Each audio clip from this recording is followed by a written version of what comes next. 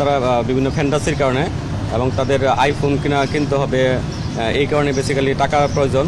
আপনারা জানেন যে গতকাল একটা আমাদের দক্ষিণগঞ্জ থানা এলাকায় রূপালী ব্যাংকে একটা ডাকাতির ঘটনা ঘটেছে। ব্যাংকের কর্মকর্তা বাদী হয়ে একটা মামলা দায়ের করেছেন।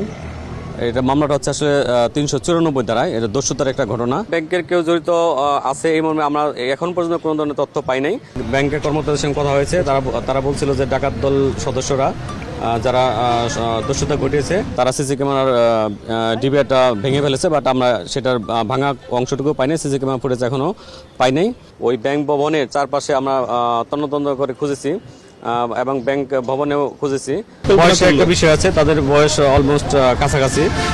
আপনারা জানেন যে দুজনের বয়স মাইনর এইজ, তাদের বয়স 16, একজনের বয়স 22। তাদের সঙ্গে একই এলাকায় চলতে গেলে তাদের সঙ্গে পরিচয় হয়।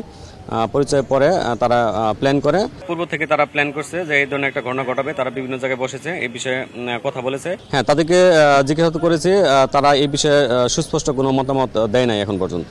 আমরা এখন মামলা হয়েছে, মামলায় আমরা তাদেরকে 7 দিনের রিমান্ড চাচ্ছি।